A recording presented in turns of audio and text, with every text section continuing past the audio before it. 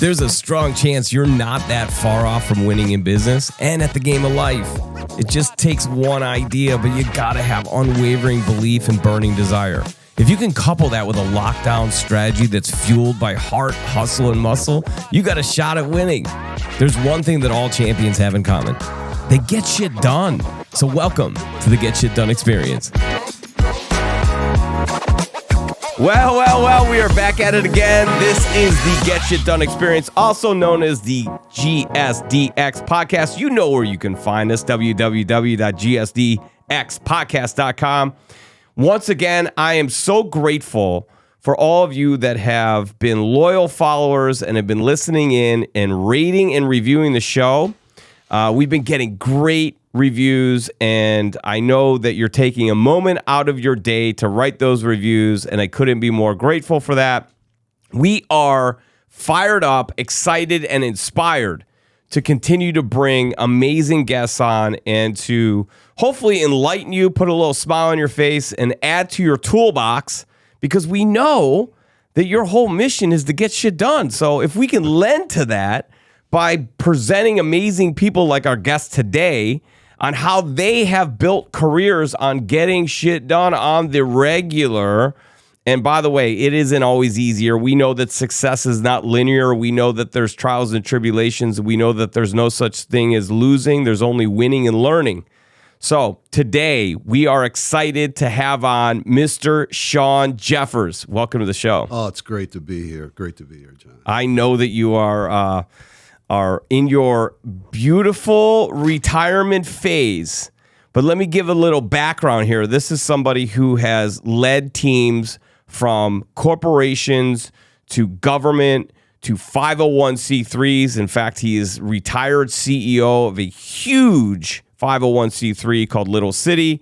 And now he's an educator and a fantastic husband, father, and grandfather to a little sweetheart that we saw a picture wearing his flight pilot uniform. So, Shawn, it's just outstanding to have you here. I want to get into first kind of where you started to develop some of your leadership skills came from athletics. So let me frame this for our audience here. There is a significant all-star LA Dodger that is named after you because you played basketball for his father. That's correct. And the father saw something amazing in you and put the captain letter on your jersey.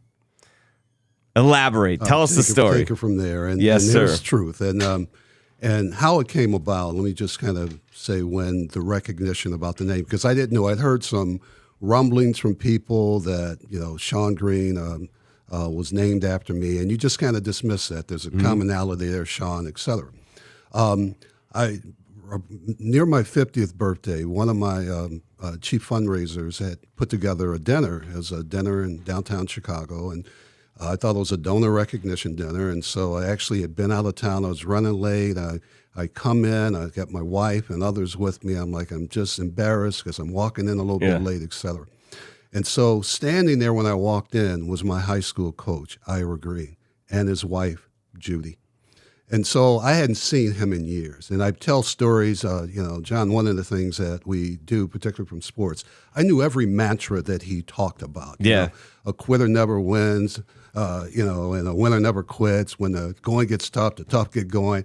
All that stuff he pumped into me. So now I see him, and I'm ready to run laps when I walk through the door. And there he is. He's still coach. He'll be coach forever. He's still coach to this day, and I still talk to him. Lives right outside of L.A., and I'm still in contact with him. So he hands me a baseball, at this event. And so when I look at the ball, it has 2000, all-star Shawn Green. Shawn Green. Okay. By the way, and amazing Dodger. And it says, "Thank you for the name." Right. And so when I, had a chance to talk to, Coach about it, and he just kind of relayed, I wasn't the best basketball player. I was that guy who, I drove my teammates crazy because when it was talking about the drills and running, I ran my ass off, okay? The defensive drills, he had a drill that he called the frantic man drill, and you had to score on that person. I wasn't going to let you score. I beat your Had a arms little down. Dennis Okay, Rodman yeah. in you. Okay, and now just again, it's a jockish thing because what his wife Judy would do was engrave a jock strap. That's what we wanted to win. Okay, so the winner of that drill got this engraved, embroidered rather jock strap. There's always savings, but it's about way more than savings alone. Total Technology Solutions Group redefines managed print services. Excellence is the minimum standard. TTSG is a true managed print service provider, deeply understanding your technology and business goals. Your business is unique. Our solutions are tailored to your current and future business goals. Our customer-first approach empowers and delights. TTSG can ensure your technology environment will scale as your business does. So as you navigate business and constant change, partner with TTSG for premium advisement and seamless implementation of your technology goals. We set the bar high. Your people deserve it. Peace of mind. Powerful innovation. TTSG.com.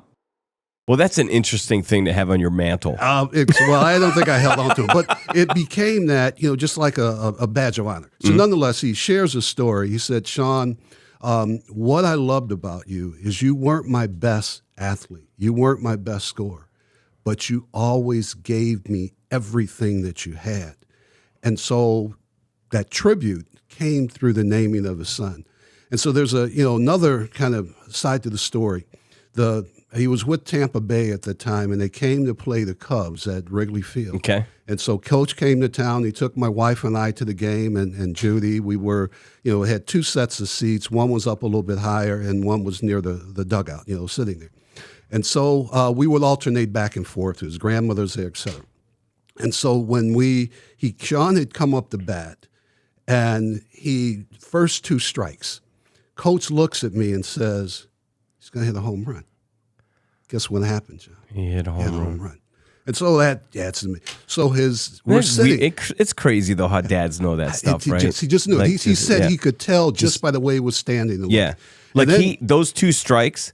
Shawn was reading something about that pitcher and knew what was coming next. Now, what his father had done, and when he left high school coaching and at least basketball coaching, he opened up a school for baseball players out on the West Coast. That's what Shawn was a graduate of that, and a few more ball players had gone through that, gone through that program. And so to this day, John, I stay in touch with him. We tell the stories. He wants to know about the other teammates. He sent me a box of pictures and some old film. Okay. So you had to have a trip going through that. Oh, gosh. I think it's something wrong with the film because I wasn't moving as fast as I recall. In your mind, right. you were Carl Lewis. I mean, the rims at that time had to be 11 or 12 feet because I just didn't seem to be. You didn't do it. I felt like the rims were like 14 feet for me. There you go. Right. So he was one of those people, when we look at it from a leadership perspective, who put a heart print on me at a very early stage in terms of. And some of my buddies, when we get together, we talk about that Coach Green experience. He taught us discipline. Mm-hmm. He taught us respect. And he was a partner to my father. My father was at that dinner that I referenced, and they relayed that. So, the hands on me, John, to help me become what I am aren't singular. Mm-hmm. There are multiple people who helped shape that. And Coach Green was one of those individuals. And I hope when this plays out that he knows how much I love him. Well, so we'll make sure to send it to him. Let's send it to him. He already knows about that, but this is just that reinforcement. Every chance I get to tell that story, I love to do it. Ira Green, God bless you. Your father and Ira seem to have hit it off as well. They had something very much in common in the way that they communicated with you, which was probably why it resonated with you so much, because it was another man validating the same values that your father, who you loved, admired, and respected so much, saying the same thing. My father was my best friend. And that's great. Up until his death at age 90, I spoke with him almost every day. Wow. It was, and in those moments, when I look at Coach Green, and there have been some others in my life, I think one of the major features there, John, is these were people who, even when I fell down, they lifted me up. they always told me, you're going to be something. Okay. So even though Coach knew I wouldn't be a star basketball player, he knew I would be a better person. And that's what we talked about. And he followed my career in terms of some of the things that I've done. And the same with my father. Those were individuals who instilled in me this belief that I was put on this earth for a purpose.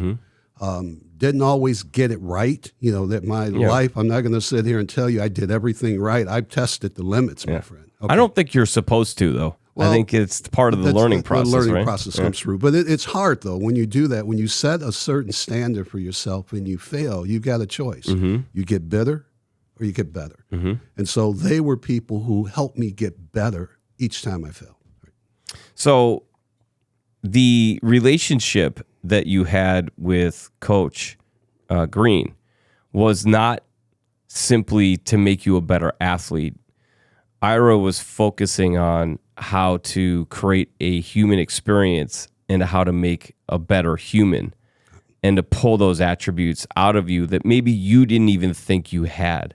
So he was kind of seeing the future and trying to get you to see the future with him. Right. And one of the things, and you're absolutely right, one of the things that I didn't know, when Coach Green came to Calumet High School on the south side of Chicago, that was unusual in and of itself. He was a DePaul grad, DePaul grad, lefty. He was in his early 20s. I always thought he was an old guy. He was in his early 20s, just graduated from college, ends up on the south side of Chicago with a bunch of kids who are very much culturally different. Yeah. And I didn't appreciate that when he was there because he caught flack for doing that. And so as we went through, he would share some of those stories and beyond what I would talk about here, that his presence, then he ended up going to another high school in the suburbs, I won't mention that, and didn't do as well. And what he shared from that experience, he went to a very privileged community. And he said there wasn't the same appreciation for the love of the game that he experienced with us. And so in our adult life, I got to hear more about his life. I mean, this guy is a pretty awesome individual. So he had to rise above. He lived in, an impoverished area as a kid, and now he's risen, to a certain level. So we found out, John, that we had some commonalities in terms of that desire to go out and do well. Right? So leadership means a lot to a lot of different people. What does leadership mean to you as far as defining what you think the key attributes are to being an effective leader? Well, let me just take a step back. I never sought out to be a leader. Yeah. All right. If the best probably don't. Well, I didn't. All right. And there was a couple elements that would take place, even from the perspective of being the captain of the team. And that happened on a couple occasions as I, stayed with sports or my first time in 1973 when I went to work for juvenile justice.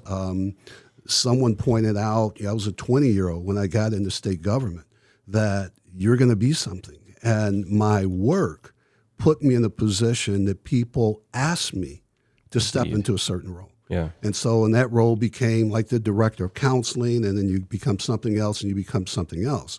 And so at each point, John, you pick up something, because in the beginning, I tried to model certain people. So when you look out and you see this strong leader and they're verbal or they're aggressive, you pick on those things, but you find out it doesn't fit. All right, so one of the elements of my leadership has been my brand. And so how that came about, there's another gentleman in my life. His name is Art Dykstra. And I just had lunch with him a couple of days ago. Art was very instrumental in my ascent into state government and moving beyond. And so I'm a 20-something-year-old working in this organization, and I dress fashionably. Okay, I was urban dresser. And so he brought me in and said, Shawn, if you want to be treated like an adult, then you need to dress like an adult. And that's where the ties came from. All of a you got sudden to play the part a bit. You're a young administrator and you want people. You don't want to be overlooked. You don't. And so that became a part of my brand, was this professional dressing. Okay, so when I walked in that room, now you've got to at least put on the behaviors that support that. And so I tried the power route, let's be strong and aggressive. John, it doesn't fit. And so as I began to experience success and behave in a certain way, those attributes become a part of who you are. And so that's where the notion of humility, I come from very humble upbringing. Yeah. I come from, folks who hard work meant something, commitment meant something. And so all of those things, I shared a story a little bit earlier around, we start out with some basic things. My dad actually gave me as a young person a toolbox. He was a believer in Mr. Fix-It. You had to know that. You're going to know how to do things. And that toolbox also represented the values. Okay, we were church-going, education, oh gosh. Family first. All those things were there. My mom, being a product of the South, was very much attuned to my diction, how I spoke. If I used the word ain't, I was in trouble. No. And so all Were those you a things, yes sir, yes ma'am? Not as much. Not as much there. Interesting. Okay, it was definitely on the way my sisters and I spoke meant something to her because she came from the Deep South. Yeah.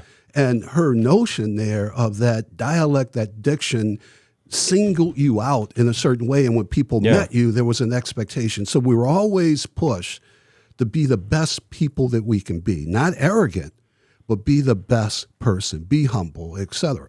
And so you carry those things, John, through life. I've got that toolbox, but guess what? Other things get added. Some things get added and they stay. Some things get added and they go about. And so my leadership did become one. And I would hope that if people who listen to this from my past will kind of reflect, I've never positioned myself to be better than anyone. My father made sure of that. Whenever that head got too big, he'd bring it back down. Yeah. Okay. And so no matter what, So you could have the bounce back. We can have the bounce back because it's easy. You can, when you fall back, you better fall back into welcoming arms. Yeah. And if you piss them off on the road to success, you don't. And so those have been the people, even if I've fallen professionally, who have got me back in line, got me back up because of those values. And so my leadership is one more of inclusivity. Okay, I don't, I never pursued the big office or all the stuff. Yeah. Okay, I've been that person that's been on the floor. People got to know me at a personal level. And that's been a blessing and a curse. I've had some people from, executive leaders who caution me on that. And sometimes that closeness can get you in trouble. So I had to watch those boundaries. But at the same time, my strength comes from connection to people. If I can digress just for a moment. Please do. You'll pull me back. The floor is yours, sir. Okay, all right. and this kind of speaks to, my leaving executive leadership. I was afraid, John. So for so many years, I had a title, I had a place. And as we near that, I had various people come to me, Shawn, at some point, you got to decide what you're going to do. I was afraid to let that go because who am I? Who am I? Even in walking around your office today, I was introduced as the former director of Little City. So, but that's not who That's really not who you are. That's not who I am. Yeah. And so as I neared retirement, I had to struggle with that on who are you going to be the day after you walk out? That was the best moment of my life because all of a sudden I had to remove all of that. I can take the tie off. I can do all those things. And what I began to see, John, is who I truly am. And so what am I? I'm a person of faith. I'm a person of connectivity. I'm a person of belief. I'm a person of wanting to help people out. All of that has nothing to do with a title. That it was those attributes, and that was kind of that revelation for me. I saw myself beyond a title. Yeah. And so what is my retirement, as you mentioned, been? I'm teaching. With what intent? To help people become better leaders. I'm coaching. With what intent? To help people become the best version of themselves. I'm consulting. With what intent? To help organizations prosper and grow. And so that's who I am. Okay, I'm mentoring. Why? To help a young man navigate this crazy world. And so I look for, in this stage of my life, those opportunities to make a difference in this world. One of the things that someone shared with me that just kind of resonates and holds true, we can't control the days of our life, but we can control the life in our days. Okay, and that's my focus now. I don't know how long I can run this race. Yeah. But every day I can make a difference in someone's life. How powerful is that? That's amazing. Okay. I mean, true or false, humility starts with self-awareness. Yep. And, I think that oftentimes self-awareness stays at the surface, which is unfortunate. I had that happen to me, similar to you. Earlier on in my age, I had this like rapid success, like boom, I just took off. And then all of a sudden I was like, okay, now I'm going to go chase purpose. So when I chased purpose, I had to walk away from what I was doing career-wise. When I walked away, I found real quick, I didn't know who I was. When you took the title away, when you took the power away, when you took the who I was in the office away, I was lost. And so now all of a sudden I'm trying to find the next thing that I'm going to do. And I didn't know who the heck I was. So it took a long time for me to discover and have that self-awareness and actually to strip down into it. And that was a painful journey because you oftentimes spend a lot of time on who you aren't instead of who you are. I would wonder how many listeners could, the way that you did, explain who you are in that self-aware and matter-of-fact way. Well, I think, John, one of the things that happens, and I'd be curious on your end if it happened this way, it wasn't a voluntary activity, okay, in the sense of here's the calendar, let me just carve this in. Yeah. Life circumstances cast that upon me, yeah. Okay, and we've had other moments in my life where I had to kind of reflect on who or what I was. And I just want to share, I want to be cautious at some level of some of the stories because it's, I don't want to bring in people and the like, but I worked in state government, as you mentioned, for a number of years and rose to a very high level and, was able to fly in the governor's plane and been in the room where the stuff happened, some good stuff, some not so good stuff. And then when I stepped away from government, I went to a nonprofit, and it was my first time being with voluntary, governance, et cetera, and it was a very interesting environment. But that environment was so politicized, and there was, many things that I got exposed to even at that level, that it reached a point where someone walked in the room and made an offer to me that if you do this, we'll do the following. And it was a pretty lucrative opportunity for me playing the game. And so a kid on the way to college, a series of things, I went into my lovely wife and said, hey, hon, here's the deal that they gave me. Okay. And so she looked at me. Instead of saying, oh, this is wonderful, we can, redecorate the house, she said, I guess if you're going to be a prostitute, you might as well get paid a lot for it. She's a real one. Oh, she's real. Okay, she's a real one. She brought it home. Yeah. Okay, because I was close to selling myself. Yeah. Okay, and believing that I'm doing it for. And so once again, when you got people around you who are not afraid to tell you the truth, that's the beautiful thing. And so I tried, John, to surround myself with people who have the courage and the willingness to call me in my own game. And when I've got myself in trouble is when I've distanced myself from the eyes and ears that can look at that and say, Shawn, that's not you. Because they weren't going to say what you wanted to hear. No. And as you and I were talking a little bit earlier, if I go back and just kind of reflect on the folks whose handprint, heartprints are on me, they were those folks who kept saying, you're better than that. That's not who you are. You can do more. And that's been that driver. And it's a double edge because when you fall, you look around, you see the pain on their face too.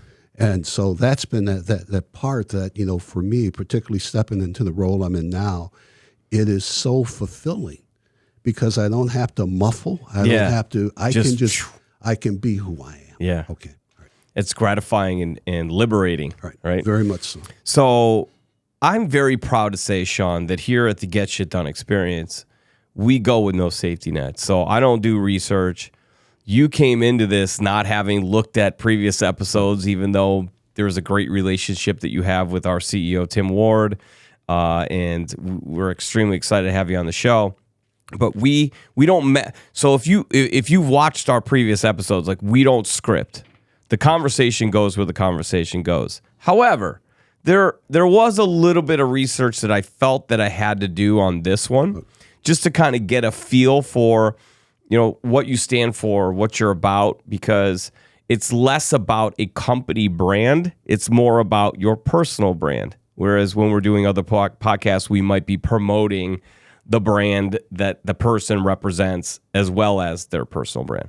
So in doing so, I did a little bit of research, and one of the things that kept coming up, or two of the things that kept coming up, was humility and how important that is to you, which I think we've discussed, but you can certainly elaborate on that. And second is this phrase, time, talent, and treasure.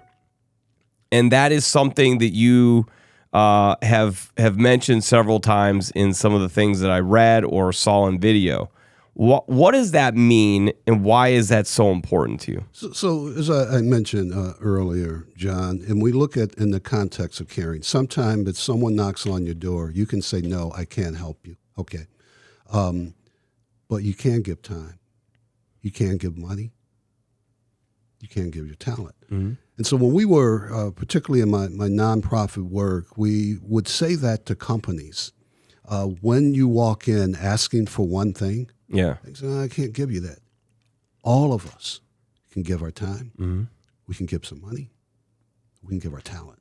And so I still believe that no matter what circumstance I walk into, or what community I walk in, or what organization I walk in, there is something that I can bring among those three dimensions that can help make that person, that organization better.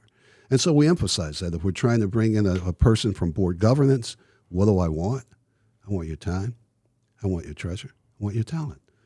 How you distribute that is left to you, but I'm hoping with each exchange that you get something back in return.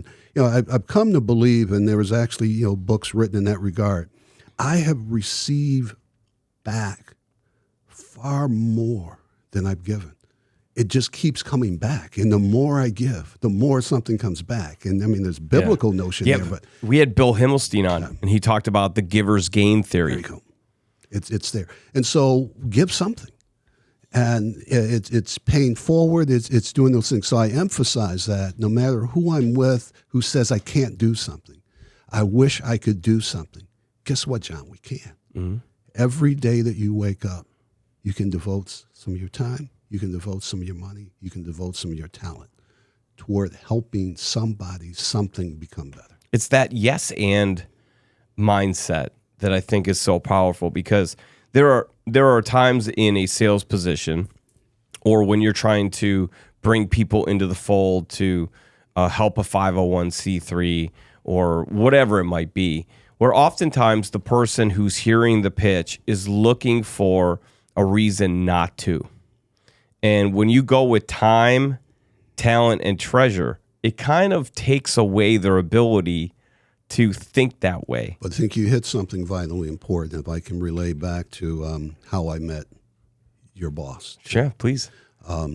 There's also another T there that I didn't mention, and that's trust. Okay, trust.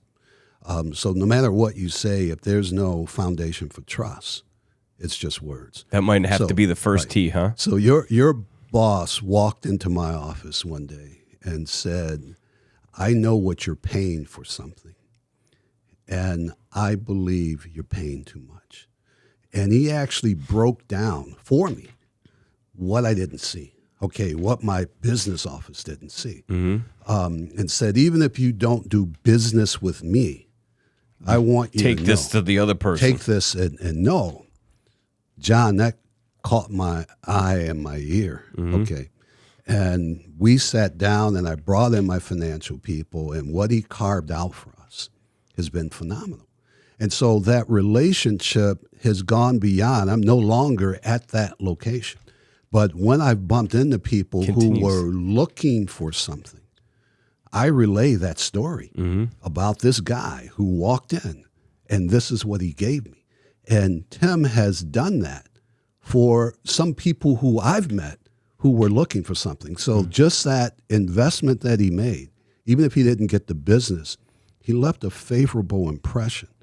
And so that's where our relationship kind of came about. And because of that, because of the way that you handled that, I think you then inspired him on the time, charity side. Yeah, the Right. charity side, because now he everything. One of the things that attracted me here to this organization is number one, Tim, right?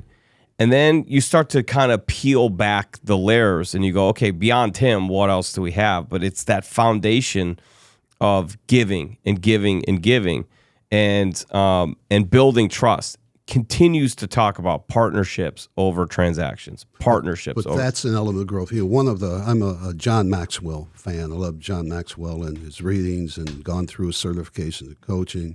And one of the things that he emphasizes, John, that you know yourself, you can grow yourself. All right. Yeah. I've watched your boss grow. Okay, I've watched his business grow, but more importantly, I've watched him grow as a person. Yeah. Okay. And I emphasize that even in my executive coaching. There are some people who believe that they are all that they need to be a leader. Guess what? Even as I say, Stagnation is it's on the way. Well, it's there. Okay. And if you're, the law of the left, your people can only grow If you do. grow. Yeah. If you grow. But if you're staying here, they can't go. And so that's hard for some leaders to grasp when, I've done it all. I'm kind of there. When I retired from Little City, I'd gone as far as I can go. That lane, so there's no issue. Now, what I'm doing now, because when I stepped into this new world, I didn't understand what executive coaching was. People told me you can do it because you've done it. But guess what, John? In order for me to be a good coach, I had to learn how to be a good coach. And even doing that, I have to keep growing because the people I'm trying to coach, I can't just coach them on my way of doing business. Yeah. I got to coach them for this new world that they're stepping into because it's far different. And so if you're not growing, you're dying. Yeah. And when I stepped into retirement, John, I didn't want to die. I want to grow. Yeah. Okay. So that's that growth mentality is, I think, vitally important. That doesn't mean that I want to grow in executive leadership. That's done. But in terms of those things, from being an instructor at Northern Illinois University, to coaching to consulting, I don't want to bring old stuff. I want to bring something new where I'm growing and I'm helping those people and those organizations grow at the same time. So what are the keys to coaching that you've learned? You hit the first one, humility. I don't know it all. I learn as much as I give. And it's that reciprocal relationship. So you're learning together. I'm learning together. I'm listening. Yeah. Learning how to listen because, from executive leadership, it was answers. Now, in coaching, it's about questions. Because residing within that person. Hold on a second. Yeah. Please say that again. Because that is, if you're in sales and leadership, I really need you to hear what Shawn just said. Well, again, the essence of coaching is not telling. It's questioning and listening. Yeah. That's how we learn, because residing within the person are the answers. And once they come up with those answers, John, then they own them. It's ownership. Yeah, they own It's them. ownership. If I give it to you, then you own it. Now I'm not accountable because you told me.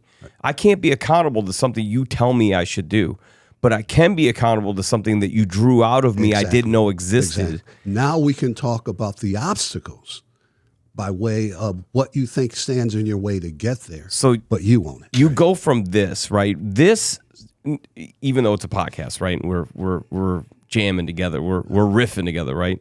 But it is a combative stance, right?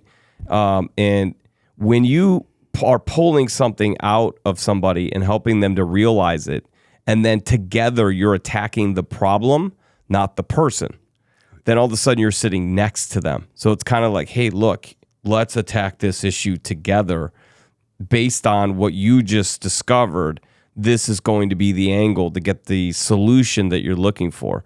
That is so powerful in coaching, in mentorship, and in selling. It is so huge. Yeah. So there's a concept, and I don't want to kind of mess it up in terms of explanation, but conceptually, I just come to believe it. And it's called the Johari window, and you may be, familiar with that. No. Okay, Johari window. Let's assume that there's 4 windows. Okay, one window is right now, John. You know what I don't know. Okay, and you see what I don't see. Mm-hmm. I see what you don't see. I know what you don't know. Even with this exchange, when we enter into the arena, then we exchange. I tell you what I know. You tell me. Now, that's where we want to be with people, not where we sit back and you're asking me the questions. I'm like, what the hell is he asking me that for? That's why do you answer that way? You and I have now stepped into the arena. There's authenticity. There's truth. Why do we do that? Because in order to face that 4th window, which is the unknown, you need me, I need you. Because you're seeing what I don't see. I'm seeing what you don't see. We brought that together so we can face the unknown future. And so, unfortunately, with people, corporations, when we keep that distance, our staff know what we don't know. We know something they don't know. If we don't enter into the room with them to bring that together, how can you pursue what lies ahead? And so I got that sense from Tim in terms of his connectedness to you people. You come into the arena. That's where truth is brought.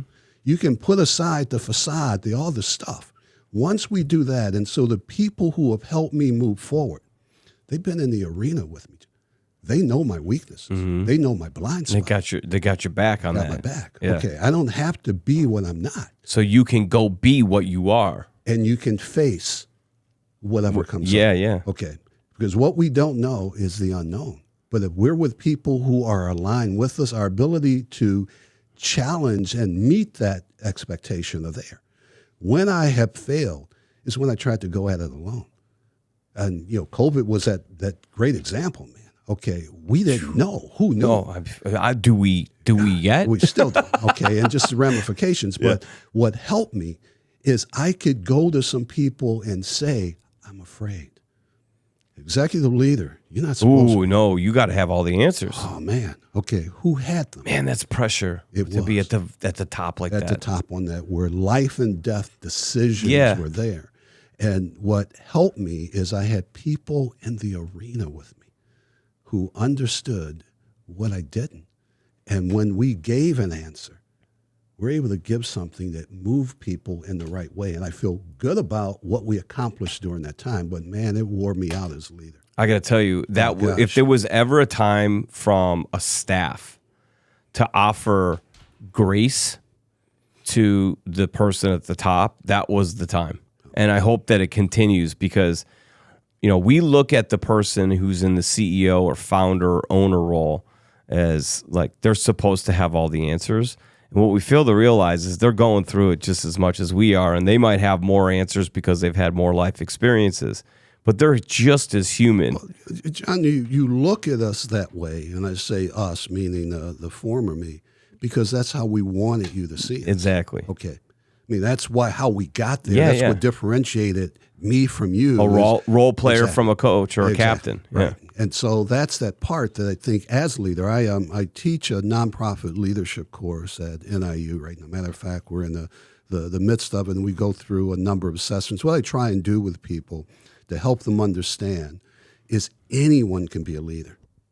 Anyone can be. So there's no trait, there's anyone can be. And of course, there's a context and there's a circumstance. But what you got to know is who you are. Because if you're the best version of yourself, you can lead. But if you're going to try and be what you're not going to be an effective leader. And so, that becomes vitally important is know yourself, you grow yourself. Yeah. If you don't. So who makes the best leaders? Is it a certain height or a certain look? We all can be. Mm-hmm. But it comes from an understanding of your set of God-given abilities that you have, and how do you put them to their highest and best use? Max them out. Highest and best use. And then surround yourself with people that are going to cover your flank. Exactly. I love that. So I keep hearing this thing from you, and it seems to me that communication is extremely important to you. Why is that so important? Because communications is what moves people. right? If you don't, I can say some words, and if it's not resonating with you, all right, so if I want to get discretionary effort from you, John, I better make sure I'm speaking a language that you're going to understand. Mm-hmm. So I'm a believer, in DISC behavioral assessments. I mean, people can kind of dismiss them, but the DISC basically suggests that there are 4 different behavioral styles. Okay, and then there's some, really 16 different slices of that in terms of what I am. What's labeled as an ID. I am a people decision kind of guy. I love results, challenge. I'm an I love speed. influencer. Right. I need speed, man. I mean, I've got to go. Yeah. But I also need those folks who read the fine print. I need those folks who exercise caution. I need those folks who can make a decision even faster than mine. Yeah. If you try to be all those things, so it becomes important, know who you are, and then make sure you get the right input. How do you get that input? It's through communication. But I got to present it to you in a way that maximizes your strengths and not to have you see it my way. And so that's what I try and emphasize, that communication is the key. With culture and communication trumps strategy any day of the week. Yeah. IT decision makers, this might sting. Frustrated with IT issues, security threats, and the stress of your technology infrastructure? Your technology should blend seamlessly with your business objectives. Technology infrastructure management with limited resources can be exhausting and counterproductive. Do you have an MSP but still have problems and technical hiccups? GSD's advisement, proactive maintenance, cutting-edge cybersecurity, cloud solutions, data backup, and local 24/7 help desk can change the game. Your technology should outpace your business operations to allow for growth, and proactive strategies should prevent issues before they arise. Get back your time and your money with GSD. Drive business forward. Leave the technology to GSD. GSDnow.com. So it seems to me that through that communication, you're able to identify what type of personality that person has. Are they analytical? Are they a driver? And then you know how to kind of push that button in the positive sense. You know how to push that button to get them to not only embrace the message, but to take the right actions. And so if I know you better than you know yourself, John, what can I do? I can manipulate. Mm-hmm. If you know yourself better than I know you, you control your destiny. I want people to know themselves. Yeah. All right. So then there's no gain. So you're just helping people to self-discover. Exactly. So you won't think you're the odd person out because you didn't see it that way. Yeah. You didn't get the joke. You know how you see it, and I need to get that so that whatever decision I make is at least addressing or bringing that into the fold. If everyone says, yes, if everyone in this world were just like me, I think it'd be a better world, but no fear. Yeah. Okay. All right. There's some authenticity. Let's go. It would, but no, I'm glad they're not. Yeah. I'm glad that there are people in my life who said pause. I'm glad there's some people in my life who said speed up. I'm glad some people in my life who said let's be steady. Mm-hmm. We need that. And so how do you get that? It's through communication. It's muddy sometimes. It's murky. But when we're aligned, when you and I are connected at that level, we can move mountains. So we're in this new world now, and you're seeing bigger gaps in the way that generations think. Now you've had this opportunity as an educator, as a leader, as a coach. You're seeing people from all different backgrounds, all different age groups, all different economic circumstances, skill levels, goals and ambitions. But as an educator and teaching youth, young adults, are we in a great position and don't know it? I think we're in an awesome position. Okay. Now, I'm going to go with because the world is telling a different story right now. Because there's a whole nother kind of notion there, John. One is this is the moment and the time for new leadership. Mm-hmm. This is the moment in time, not the same old, same old. The world is not the same world I knew. And so the leaders, I'm with Northern Illinois University Department of Public Administration, and these are preparing the new local government leaders, the nonprofit leaders, the public service leaders. And I was concerned, much like you were, about their values and what they're motivated. These folks are grounded. They are soaking up what I'm giving them. It's not, that's wrong. Mm-hmm. People are looking for, John Maxwell just wrote a book about, higher road leadership. People do want it. And so our message, at least particularly through the university, is how do we convey that upon them? Because it's what they want. It's not me trying to give you my way of doing business. Mm-hmm. So I'm optimistic, and I share that even with my class. Yeah. They have given me greater optimism. These are some bright young people who are trying to develop the right ethic, the right levels of integrity. But here's the key that I think we all have to focus on. What is the outcome we hope to achieve? Mm-hmm. John, so when you and I walked in, that was the first question with this. What do we want to achieve? Otherwise, we can bounce around. Yeah. But if I don't know what you're shooting for, and I think that's key even with organizations, what is the goal? What's the vision? What's What the do you mission? want? Right. Now we can negotiate how we get You there. reverse engineer it back. We can do it. But if without this, it's not there. So how do we see America? Let's articulate that. Mm-hmm. How do we see our communities? How do we see our schools? And so instead of fighting over this stuff, let's talk about how will this get me to there. I say with relationships and some people, wow, Shawn, why do you get along with that person? Because I have to look at, do I need them to accomplish this? And sometimes we forego what we're trying to get to because of the behavior of the person. Mm-hmm. The banker has the money. I need to build a community. I better build the right relationship with that person. Instead, I'm not going to do that. What are you sacrificing? Mm-hmm. So each thing that I confront, I've got to look at. I have that with relationships. Is my life better with you in it or better without it? And if you sort that out, then you're more intentional with the people you engage with and the things that you do. I'm doing this. Why am I here today, John? It's intentional. It wasn't accidental. Yeah. Tim didn't have to twist my arm. Because, right. And so each time I'm allowed to share that message, maybe one person is moved by it. That's all it takes. Okay? That's it. And that's my whole theme. On social media, I've been very authentic, and I've talked about my trials and tribulations, and I often say, look, if one person hears this, then it was worth me being vulnerable. It was worth me putting this out there. And so I love that. What is it that this younger generation has taught you that you've been surprised by in a brilliant and fantastic way that gives you so much hope and joy for the future? These are future leaders that you're interacting with that, by the way, have been, were born and a phone was put in their hand. Right. They were born and an iPad was put in their hand while they're in the car seat on a 2-hour drive and they entertain themselves. Everything is on Google.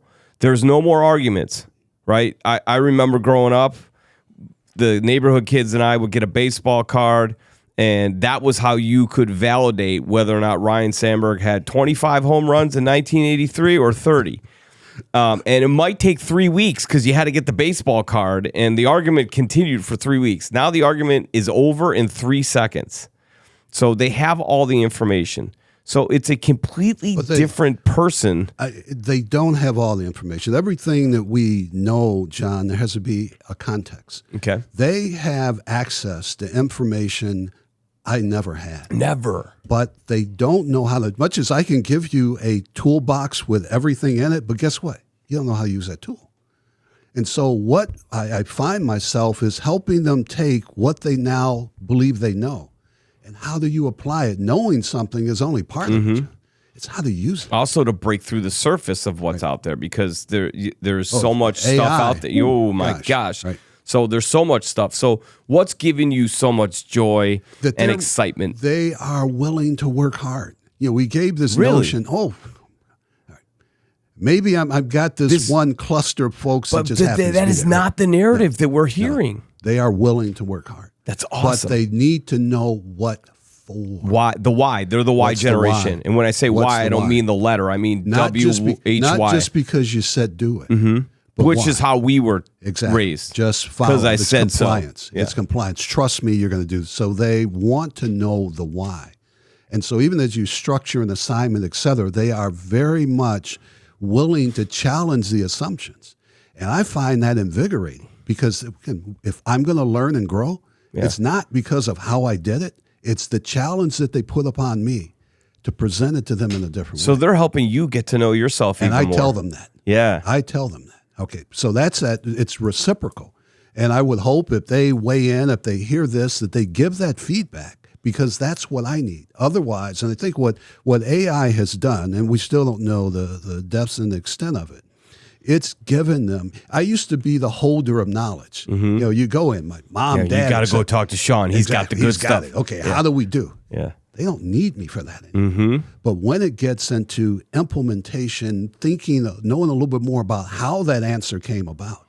So, John, we have to take a different role with them. It's not going to be that we're going to know something that they don't know. Yeah. They're going to have access. They want your perspective. They want a perspective. How do I make this go? How do I blend being a wife, husband, father, worker? How do I bring that together? AI can't tell them. AI can't do that for them.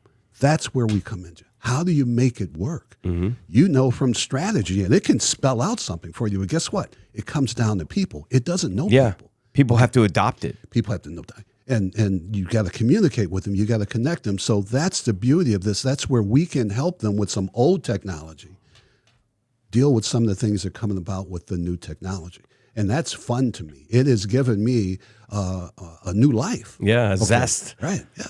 So father, husband, grandfather.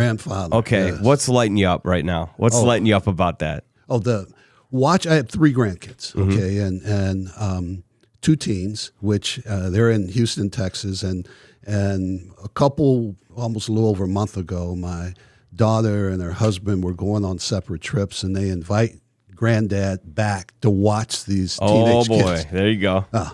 It was awesome. Okay. And that is also reinforced. My 2 grandkids are very different, from one being very cerebral and deep and the other one being this kind of free spirit. Their quest for life and to do things, the conversations that we have are once again inspiring. So my role was just to be super uber, getting them to and from football game to girlfriend's house. But in the midst of those conversations, it was just to know, even with this crazy world they're experiencing, it's my daughter and her husband have instilled a set of values. So that tells me that toolbox I had, my daughter's caring for it. My daughter in L.A., I have a 2-year-old named Leo, and he's been a joy. That's your pilot. He's my pilot, So I've got, my grandkids are also part of just giving me hope. Why do I want to help make this world a better place? For them. It's for them, right? And so why do I want to model the behaviors that I model? It's for them. And my hope is that, people see that life doesn't end. I'm 70 years old now, but I still have life in me. And I encourage some of my buddies of similar.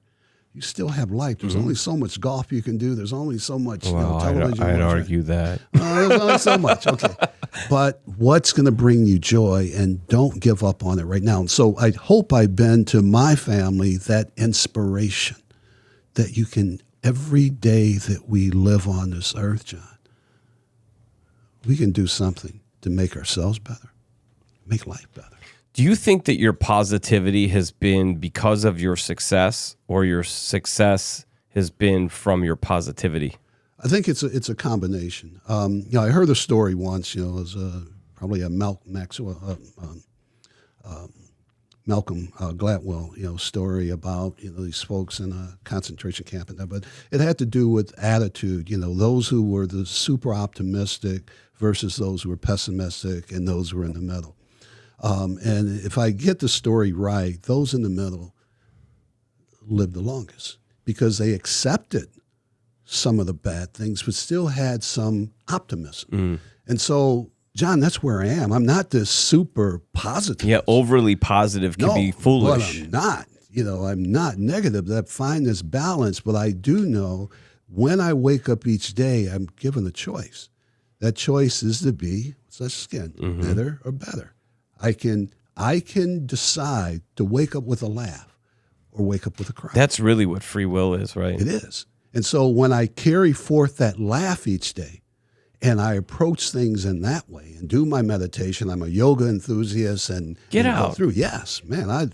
You do the hot yoga? I do. Okay. All right. So that Bent dog yoga. explains the good looks at 70. Ah, man. Love my studio there. My community of friends are there. But it's the positivity that helps you deal with the negative aspects. Mm-hmm. I mean, I'm gonna get a flat tire. I'm gonna have a bill that comes in. Those things are gonna be there. But one of my mentors talked about attitude and altitude, and so his notion there in flying a plane, the attitude is what allows the plane to go up. My attitude is always going to affect my altitude, and so as long as I'm being positive, I can move things. That negativity drains me. Yeah, being around negative people drains me. There's been studies on crazy studies where they took a little container of water and they were going to freeze it, right? So in the process of freezing the water, the scientists said terrible things to the water as it was freezing. And then they took another little puddle of water in a container and they said brilliant, loving, motivational things to that water. And it froze with different patterns in it. The one that froze that got negative was very disruptive in its pattern. It was kind of all over the place. The one that had positivity, the pattern was beautiful. It was consistent. And you could see the significant difference in that. So positivity really is an energy source, and we are energy. So everything that we do stems from energy. So what energy are you putting into yourself? And what I found in that regard, and you can get things done either way. Yeah. All right. And so I think some people get fooled by the notion of their autocratic, indifferent behavior gets outcomes. And, we talked a little bit earlier about, even from a faith perspective, I tried life without God, and I tried life with God. Me too. And I know the difference. Very dramatically different. Yeah, very. And it's the same thing. I've tried leading with negativity, being autocratic. You find yourself by yourself very quick. Exactly. And I found leading where you're developing effective followership. And I know the difference. And so what inspires me, and particularly in those things that when things go bad, is that I'm standing with people as opposed to standing alone. And so either way, if it floats your boat, but I know one has taken me further than the other. And you see that with coaching, et cetera. I mean, there have been some not so nice coaches who have won championships. But when young people follow that and think that that's the formula for success, and that's why I try and emphasize to people, be the best version of yourself. Then you can't be anybody else. Can't be anyone else. But when you try to be someone else, you may win. You'll hit a wall, though. You're going to hit a wall. Okay. And now you're going to look back and say, who is that person? So that's where, John, this. And then you're searching for purpose. You're doing all those things. Like you're lost. wondering why your relationships have fallen and people aren't around you. And so this way of doing business continues with me, even post-retirement. Why? Because it's reinforced. I'm not out searching for business.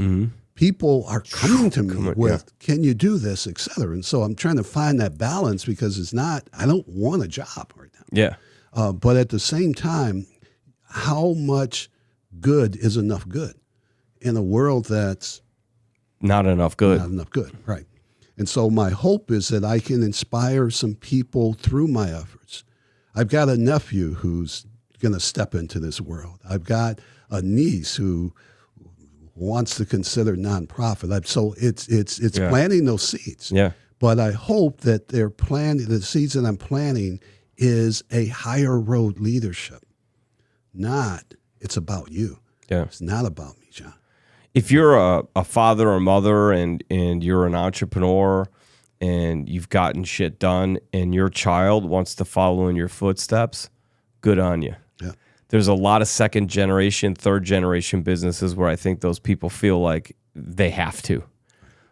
It's those folks that want to. That's the indication that you've done something special, and you've probably led through that positivity and giving back and that's the legacy, I guess we hope. When I was leaving Little City, one of the things that I made my chief fundraiser promise, I didn't want a building.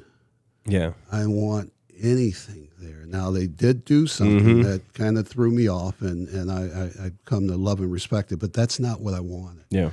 And what I want from by way of legacy are just some people who said, Shawn was in my life, and something good happened. Yeah, I'm better because I'm a better person for us, and that's it. And so they don't have to tell anyone that. You know, just kind of knowing. And I do periodically get notes along those lines.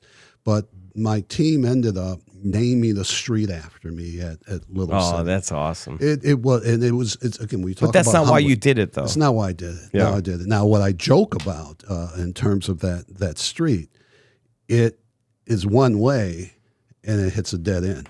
So it's Shawn Jeffers' way. Yeah. So I have to kind of joke. It's not going to make the loop, Yeah. but they did it out of love and admiration, and that's the way I accept. It's not what I asked for, and that's the beauty of this, John. As we do, it's not with the expectation that you're going to get something back, but it's an understanding that it will, and it's going to come back 100-fold. I feel like my father's talking to me right now, my late father, because similar to you, very successful, very polished, very thoughtful, very Christian. And he built this house in Amelia Island off the coast of Jacksonville, Florida. Great community. But this little church, this little Catholic church that they went to, St. Michael's, and the church was having trouble with their Catholic school. So rather than raising money and so on, which he did part of, he pretty much gave the money to rebuild the school. In no way, shape, or form was he doing that for any type of validation or gratification or pat on the back or whatever. He was doing it because he's a Christian man who felt very fortunate for the life that he was able to build. And he wanted to help children and families be able to carry on the principles that Christianity upbringing brings. So he rebuilt the school. They then, on the groundbreaking, informed him and my mom that the floors were named after him. So there's 2 floors. The main floor is named the William F. Morris floor, and the top floor is named Sally Ann Morris. Wow. Right? So pretty astonishing. So when I know that I'm speaking to somebody that is amazing, typically they cause me to think of my parents. And you're doing that right now. So I just want to tip my cap to you, because this podcast is more than just a nice, entertaining hour. I'm getting some real vibes from you, which is amazing. So, what you described, where did your parents get it from? Their parents. And where did they? I mean, so we can go on and on. And so when we look at it's generational. So never lose sight of the toolbox that you were given. There it is. Never lose sight. What is wisdom? Wisdom is recognizing and understanding that you don't know it all, but you still have something to offer. And so just contributing to the conversation, to me, is wise. Not knowing that I know it all. I'm not giving you the answer, John. I'm not. And answering, I'm also developing other questions. And so keeping that attitude of openness is wise, and particularly in this environment. Who knows? Where's AI going? I mean, where's it going? Okay. I don't know if I'm thoroughly encouraged by it or a bit afraid of it.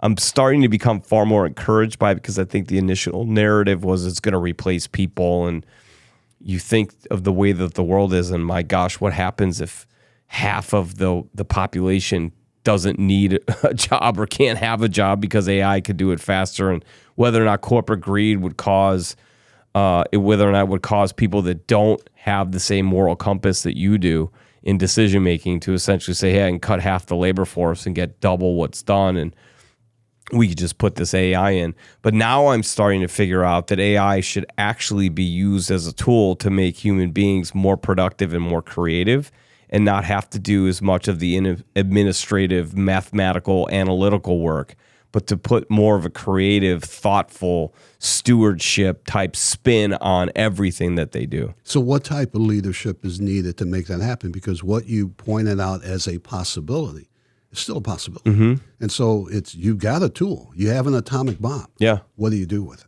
Yeah. And so I think that's where the importance here in terms of where we are developing leaders will determine how that tool is going to be used. Because it can be destructive. And your commentary on the youth is very beneficial in helping to frame that, because what you're essentially saying is, look, they want to know deeper. They want to know the why.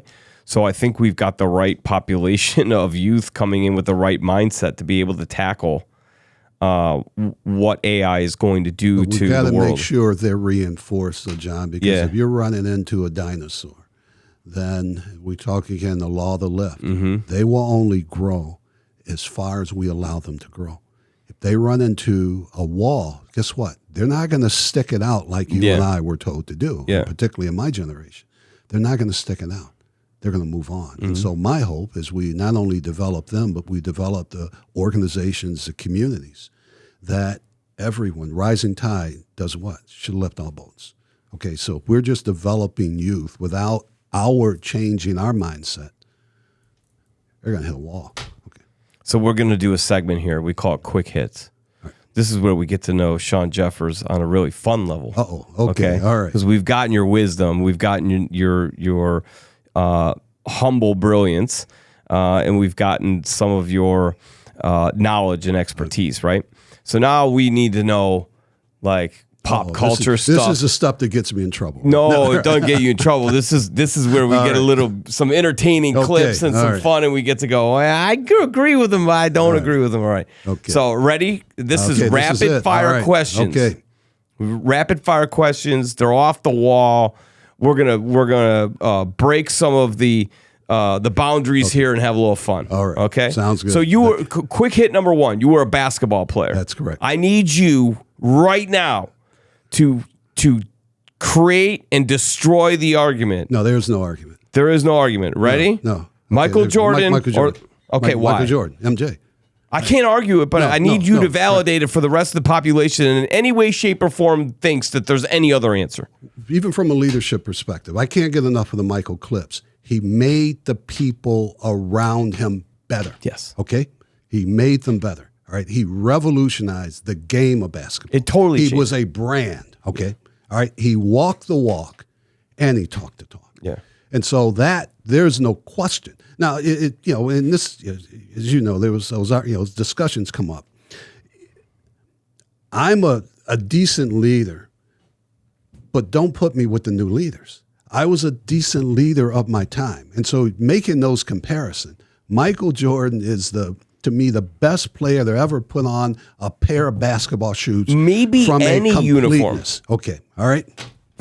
Yeah. Thank you. So, amen. 100% agree. I know we're in the Chicagoland area. No. But I mean, look, in the most pressure situations, NBA Finals, he's 6-0, and he left after three-peat, goes and plays baseball. Team does not win championships. He comes back. They win 3 more. Right.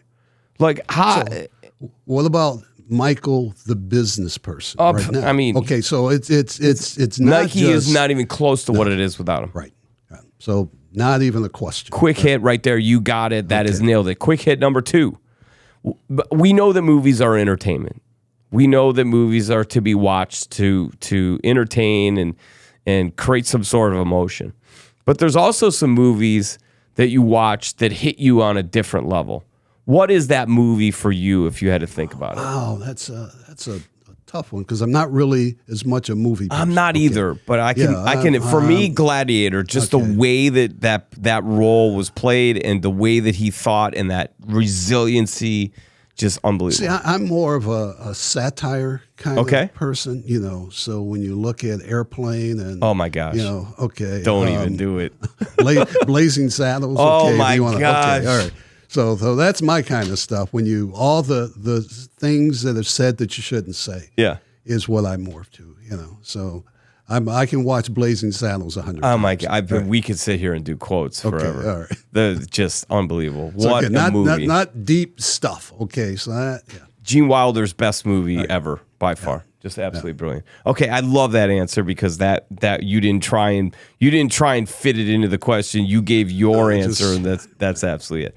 All right, quick hit: Cubs or White Sox? Oh, gosh, why'd you say Cubs first? Because they're the real deal. No. Even though in my lifetime, my father was a Sox fan. You're a South Side guy now. I'm a South Side. My father was a Sox fan. When my son was born, someone brought to the baby shower a Cub pajama set. My father took the pajama set, walked over to a garbage can, dropped it in. My wife, why did he do that? Yeah. My father was buried in his starter jacket. Okay. Chicago White Sox. Oh, man. Okay? Those starter jackets were the thing. It was there.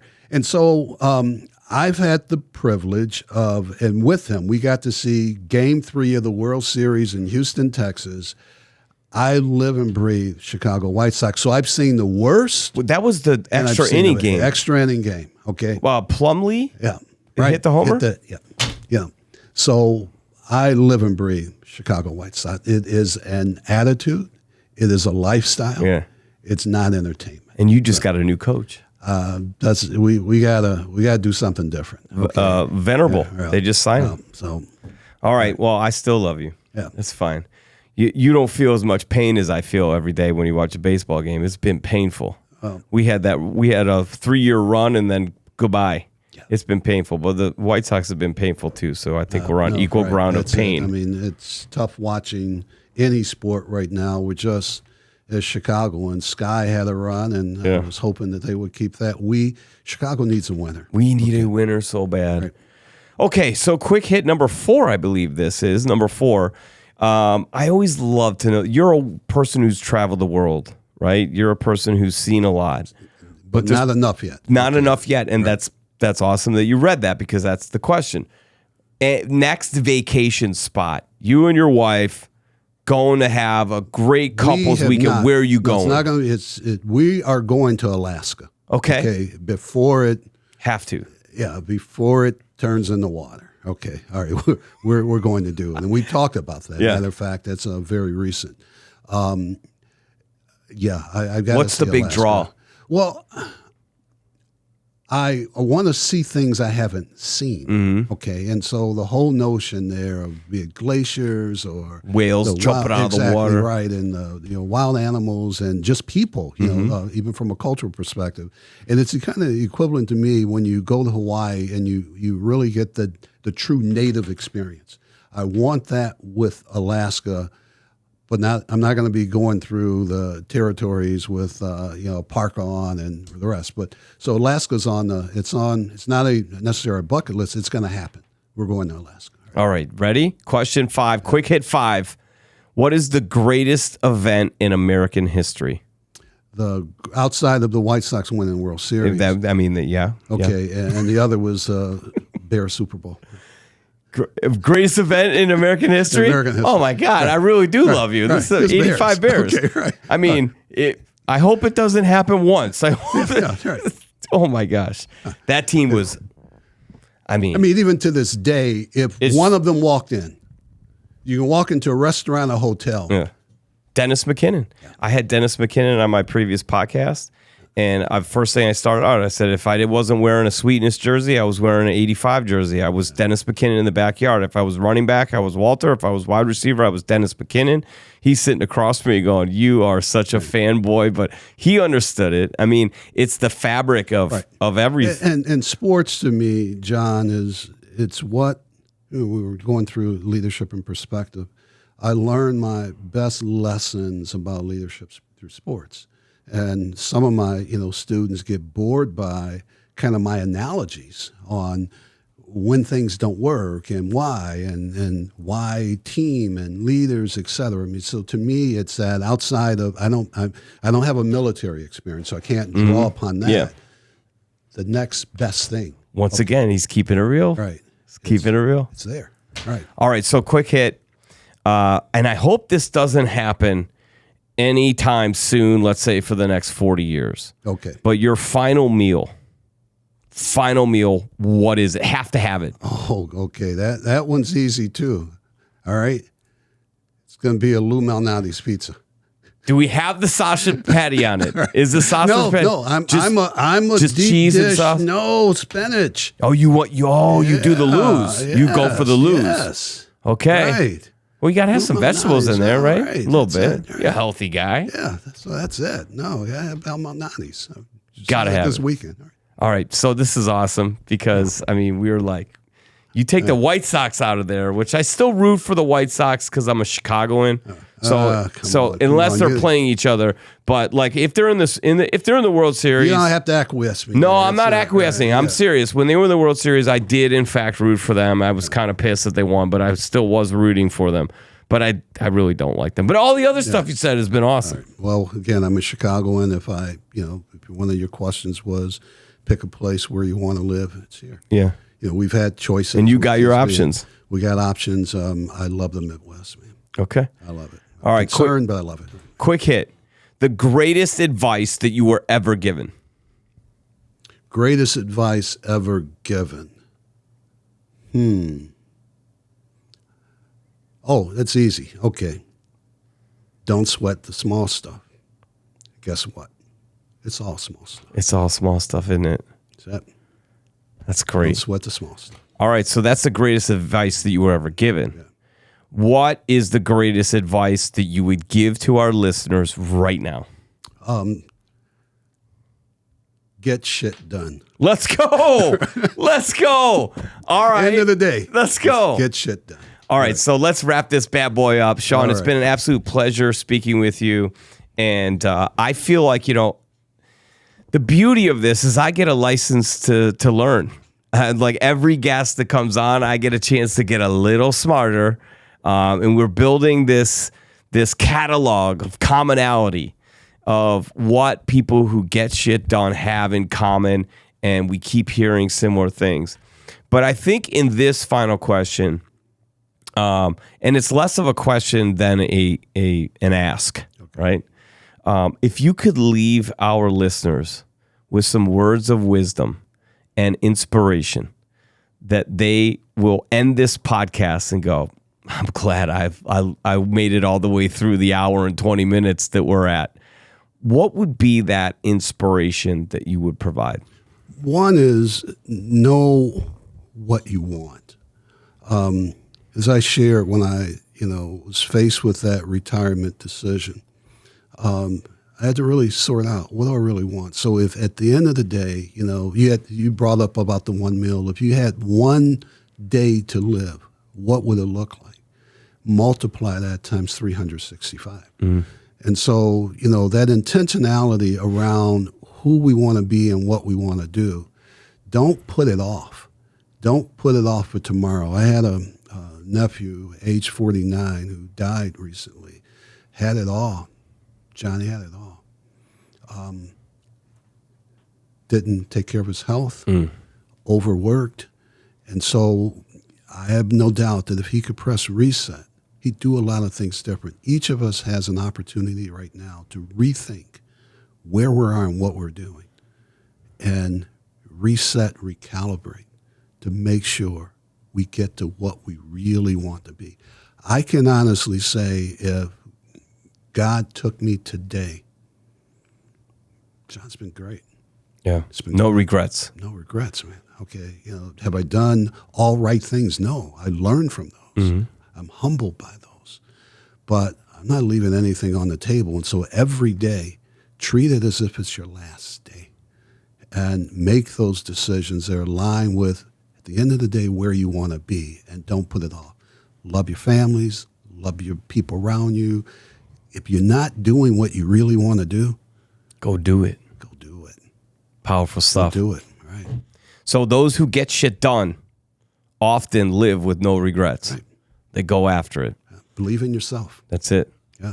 Bet on yourself. Boy, that should be easier to do than it is to say. But if you and I had started out earlier, more people need to tell us that. Mm-hmm.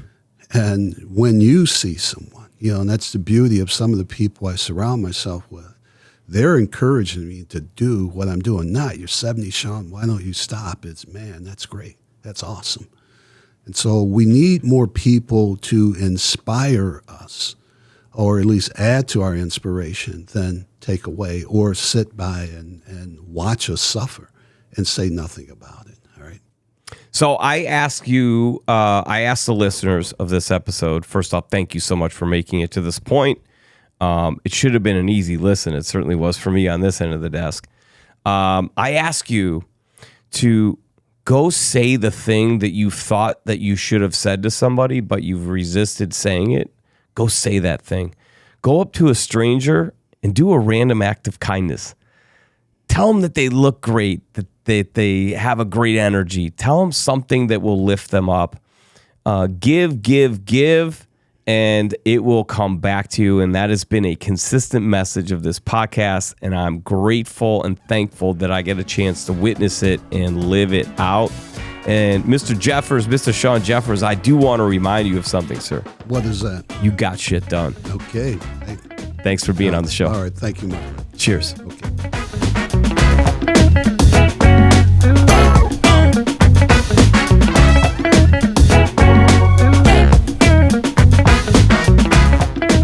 Can your business handle 15% growth?